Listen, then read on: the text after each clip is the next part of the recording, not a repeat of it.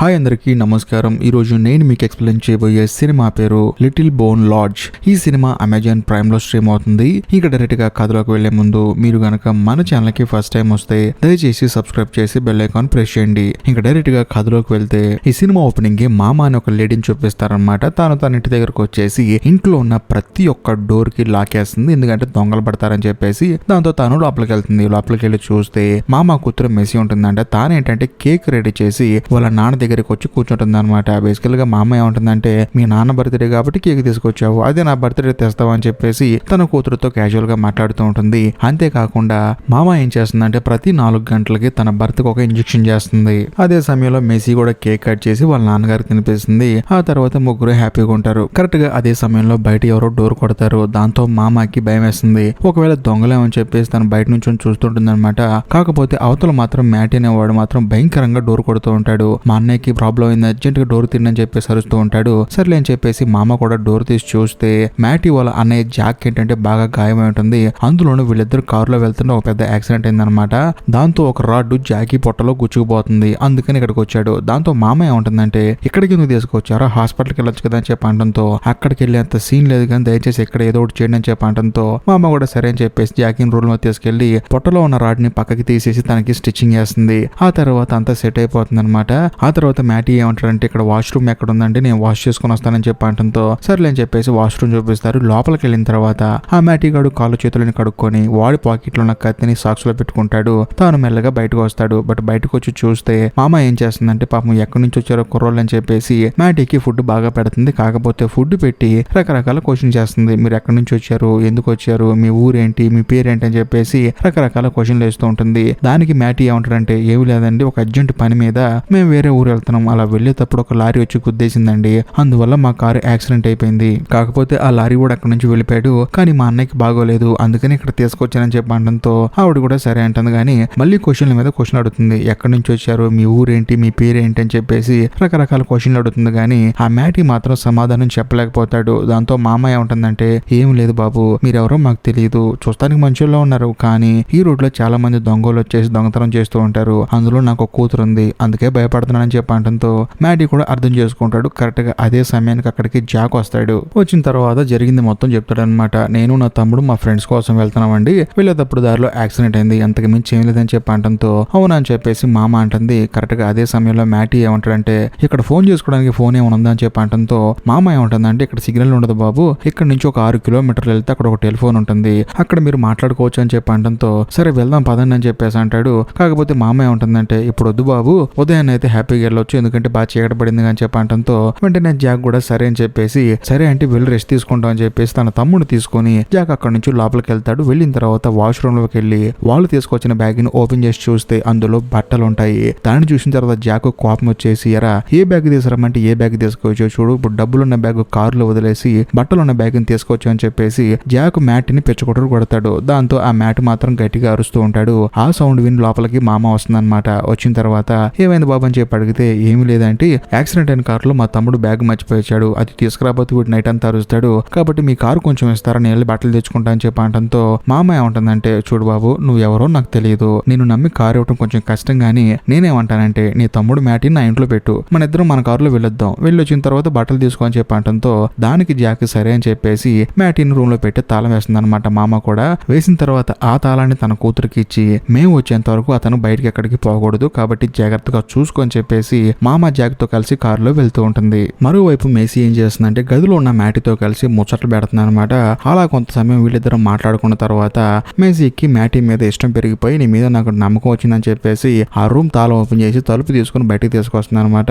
వచ్చిన తర్వాత పైకి వెళ్ళి ఆడుకుందాం అని చెప్పేసి మేసీ ఏం చేస్తుందంటే మ్యాటీని పైకి తీసుకెళ్తూ ఉంటుంది. అలా వెళ్ళేటప్పుడు పక్కన ఒక రూమ్ కనిపిస్తుంది. ఇదేంటి రూమ్ అని చెప్పి అడిగితే, ఆ రూమ్ డోర్ ఓపెన్ చేయమాకు, అది మా అమ్మ పర్సనల్ రూమ్, అక్కడికి వెళ్ళి మా అమ్మ ఎప్పుడు పని చేసుకుంటుంది, నువ్వు గనక ఆ డోర్ ఓపెన్ చేస్తే మా అమ్మకు భయంకరంగా కోపం వస్తుందని చెప్పేసి మ్యాటీని అక్కడి నుంచి తీసుకెళ్లిపోతుంది. ఇక్కడ చేస్తే మరోవైపు కారులో వెళ్తున్న మామ అలాగే జాకు వీళ్ళిద్దరు వెళ్ళేటప్పుడు మామ జాక్ చెప్తుందన్నమాట, ఒకరోజు నేను, నా భర్త, నా కొడుకు, నా కూతురు నలుగురు కలిసి కారులో వెళ్తున్నప్పుడు యాక్సిడెంట్ అయింది, అందువల్ల నా భర్త లయపడని చెప్పేసి మామ ఆ జాకుతో విషయాలని చెప్తుంటుంది అనమాట. జాక్ కూడా చూడనంటే మంచి వాళ్ళకి కష్టాలను వస్తాయని చెప్పేసి తాను కూడా మంచిగా మాట్లాడతాడు. అలా వీళ్ళిద్దరు మాట్లాడుకుంటూ యాక్సిడెంట్ జరిగిన ప్లేస్ కి వస్తారు. వచ్చి చూస్తే అక్కడ ఒక కారు బోల్తా పడిపోయి ఉంటుంది. దాని లోపలికి జాక్ వెళ్ళి ఒక బ్యాగ్ తీసుకొస్తాడు. అదే సమయంలో మామ కూడా జాక్ వెనకాల వస్తుంది. వచ్చి చూస్తే ఆ కారు లోపల ఇంకో శవం ఉంటుందన్నమాట. దాన్ని చూసి మామ భయపడిపోతూ ఉంటుంది. కానీ జాక్ మాత్రం గన్ను పెట్టి నువ్వు ఇక మీద టెక్స్టైల్ చేస్తే బాగోదు, నేను చంపవతలు పడేస్తాను, నువ్వు దయచేసి ఇక్కడ ఎక్కడో దగ్గరలో ఒక టెలిఫోన్ బూత్ అన్నావు కదా అక్కడికి తీసుకెళ్ళని చెప్పి అంటంతో మామ కూడా చేసేదేం లేక ఆ జాక్ గన్ని టెలిఫోన్ బూత్ దగ్గర తీసుకెళ్తుంది. తీసుకెళ్లిన తర్వాత జాక్ వాళ్ళ ఓనర్ కి ఫోన్ చేసి చెప్తాడనమాట, బాస్ ఇలా డబ్బులు తీసుకుని వచ్చేటప్పుడు చిన్న యాక్సిడెంట్ అయింది, దానివల్ల మేము రావడానికి కొంచెం టైం పడుతుంది, కాకపోతే కొంచెం మీరు వెయిట్ చేయాలని చెప్పి అంటంతో ఆయన కూడా ఏమంటాడంటే సరే డబ్బులంతా ఓకే కదా అని చెప్పి అంటంతో అంతా ఓకే అని చెప్పి అంటాడు. మా వాడు ఏం చేస్తున్నాడని చెప్పి అంటంతో మీ వాడు పక్కనే ఉన్నాడని చెప్పి అంటాడు. సరే పని ముగించుకొని ఫాస్ట్ గా వచ్చేయండి, మీరు గనక రాకపోతే నేనే మీ దగ్గరకు వస్తానని చెప్పి అంటాడు. సో దీన్ని బట్టి మనకు అర్థమైంది ఏంటంటే ఆ కారులో చనిపోయిన వాడు ఎవడో కాదు, ఈ బాస్ వాళ్ళ కొడుకు అనమాట. కాకపోతే జాక్ ఏంటంటే తన కొడుకు చనిపోయాడు అని చెప్తే వీళ్ళిద్దరిని చంపేస్తారు కదా అన్నదమ్ముల్ని, అందుకని ఆ విషయం చెప్పలేదు. ఆ తర్వాత మళ్ళీ వచ్చి కారులో కూర్చుంటాడు. కట్ చేస్తే మరోవైపు మ్యాటీని మెస్సీని చూపిస్తారనమాట.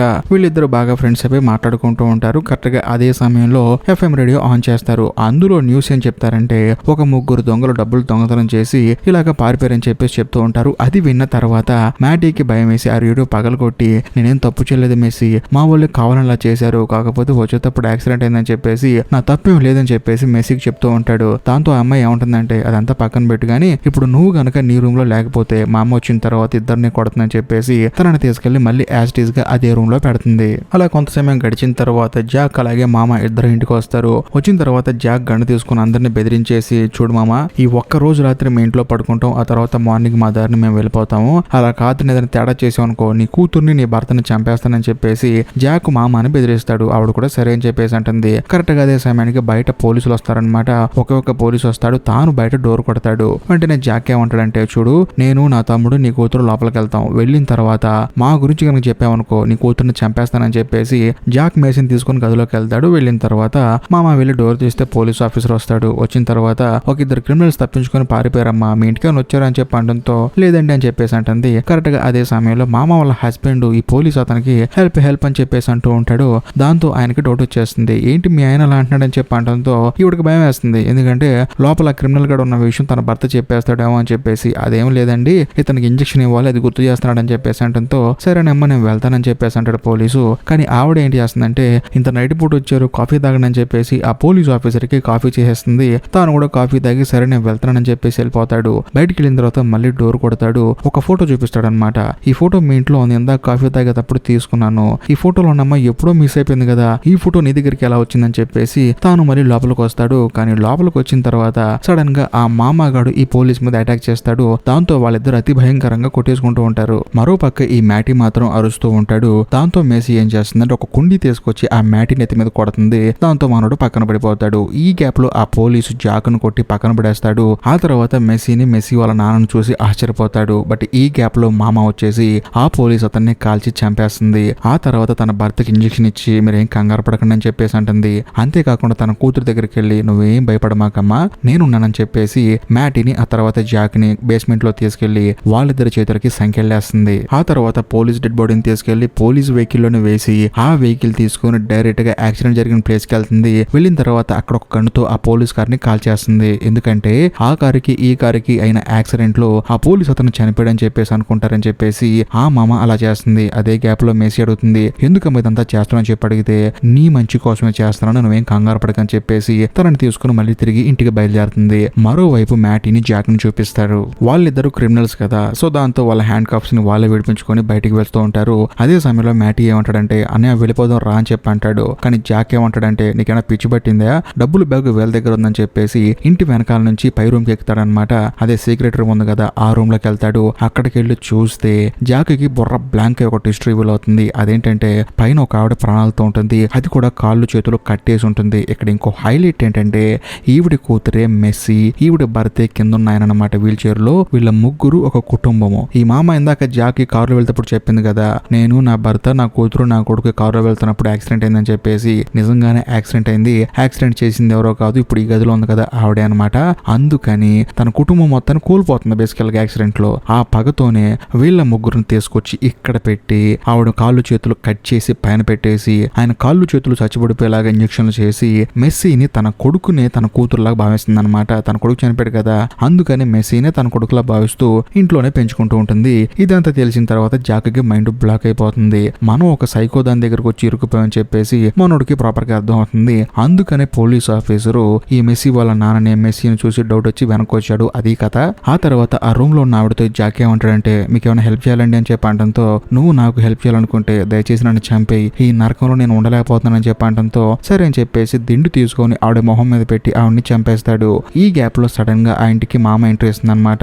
ఇచ్చిన తర్వాత ఆవిడకి అర్థమైంది ఏంటంటే డోర్లన్నీ ఓపెన్ లో ఉంటాయి, వీళ్ళిద్దరు తప్పించుకున్నారని చెప్పి అర్థమైపోయి ఇల్లంతా వెతుకుతూ ఉంటుంది. అప్పుడు తనకి మ్యాటీ కనిపిస్తాడు. వెంటనే ఈ మామ ఏమంటుందంటే చూడు అచ్చు నువ్వు నా కొడుకులా ఉన్నావు, నువ్వు నాతో ఉండిపోవచ్చు కదా, నేను పెంచుకుంటానని చెప్పడంతో సరే అమ్మ అని చెప్పేసి మ్యాటీ గాడు ఆ మామ దగ్గరికి వెళ్తాడు. మరోవైపు జాక్ ఏమో ఇల్లంతా వెతికి ఆ డబ్బులు బ్యాగ్ ఎక్కడుందో తెలుసుకుంటాడు. ఆ బ్యాగ్ తీసుకుని పారిపోయేటప్పుడు తనకే మెస్సీ కనిపిస్తుంది. కనిపించిన వెంటనే జరిగింది మొత్తం చెప్తాడు. ఈవిడ మీ అమ్మ కాదు, మీ అమ్మను పైన గదిలో పెట్టింది, నరకం చూపించింది, ఇప్పుడు దాన్ని చనిపోయింది, కింద ఉన్న అతను మీ నాన్న, కాబట్టి మీ నాన్న తీసుకొని నువ్వు ఇక్కడ నుంచి పారిపో, నేను నీకు హెల్ప్ చేస్తానని చెప్పడంతో మెస్సీ కూడా సరే అని చెప్పేసి వాళ్ళ నాన్న తీసుకుని అక్కడ నుంచి పారిపోతూ ఉంటుంది. ఆ తర్వాత జాక్ కూడా అక్కడ నుంచి పారిపోతూ ఉంటాడు. కాకపోతే కార్ దగ్గరికి వెళ్ళిన తర్వాత సడన్ గా తనకి తన తమ్ముడు గుర్తొస్తాడు. వాడిని తీసుకురావాలి కదా అని చెప్పేసి మళ్ళీ జాక్ వెనక్కి వస్తూ ఉంటాడు. కట్ చేస్తే మరోవైపు జాక్ వల్ల బాస్ ని చూపిస్తారు. తానేంటంటే వీళ్ళు ఇంకా డబ్బులు తీసుకుని రాలేదేంటి అని చెప్పేసి వెతుక్కుంటూ వస్తాడు. అలా వచ్చే దారిలో యాక్సిడెంట్ అయిన కార్ కనిపిస్తుంది. దాని లోపల ఉన్న తన కొడుకు శవాన్ని చూసి ఆశ్చర్యపోతాడు.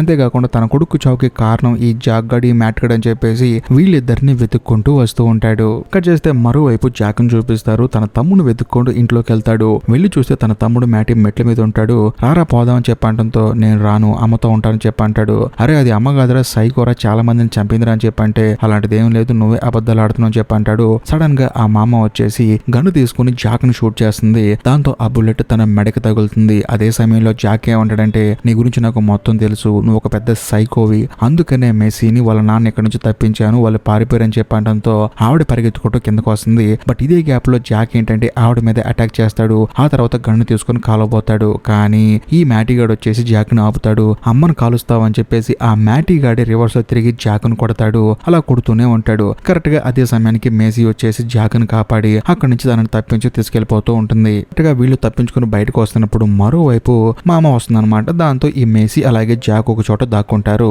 మరోవైపు మామ వీళ్ళ కోసం వెతుకుతూ ఉంటుంది. కరెక్ట్ గా అదే సమయానికి అక్కడికి జాక్ వాళ్ళ బాస్ వస్తాడు అనమాట. అంతా ఎంక్వైరీ చేసి వాళ్ళు ఎక్కడ ఉన్నారని చెప్పి తెలుసుకొని వస్తాడు. వచ్చిన తర్వాత మామ ఏంటంటే మ్యాటిని తీసుకుని బయటకు వస్తుంది. బట్ ఈ గ్యాప్ లో జాక్ ఏం చేస్తాడంటే డైరెక్ట్ గా తన బాస్ దగ్గరికి వెళ్తాడు. ఎందుకంటే వీడన్నా కాపాడతాడు తన నుంచి అని చెప్పేసి. కానీ వాడేమో నేను చంపేస్తాను, నీ తమ్ముడిని చంపేస్తాను, వాడిని పంపి అని చెప్పేసి మామని మ్యాటిని ఇమ్మని చెప్పి అంటాడు. కానీ మామ ఏమంటుందంటే నువ్వు కావాలంటే జాక్ గాని ఏమైనా చేసుకో, కానీ ఈ మ్యాటిగాడు నా కొడుకు నువ్వేం చేయకూడదని చెప్పి అంటూ ఉంటాడు. అదే సమయంలో ఈ జాక్ ఏం చేస్తాడంటే కత్తి తీసుకుని వాళ్ళ బాస్ తొడ మీద గుచ్చేస్తాడు. ఆ గ్యాప్ లో మామ గన్ను తీసుకుని జాక్ వాళ్ళ బాస్ ని కాల్ చేస్తుంది. బట్ ఈ గ్యాప్ లో బాస్ వాళ్ళ అసిస్టెంట్ ఒక అతను ఉంటాడు అనమాట. అతను ఏంటంటే మామాని కాలుద్దామని చూస్తాడు. కానీ మెస్సీ ఏం చేస్తుందంటే తన కారులో తన ఫాదర్ని ఎక్కించుకుని ఆ కారుతో వాడిని గుద్దేసి అక్కడి నుంచి వెళ్ళిపోతుంది. దాంతో ఆ మామ బతికి బయటపడుతుంది. ఆ తర్వాత మన కథలో మెస్సీ ఏం చేస్తుందంటే వాళ్ళ నాన్నని తీసుకుని డైరెక్ట్ గా పోలీస్ స్టేషన్ కి వెళ్ళి జరిగింది మొత్తం చెప్తుంది. సరేనమ్మా నువ్వేం కంగారు పడకు, మేము వెళ్ళి ఆవిడని పట్టుకుంటామని చెప్పేసి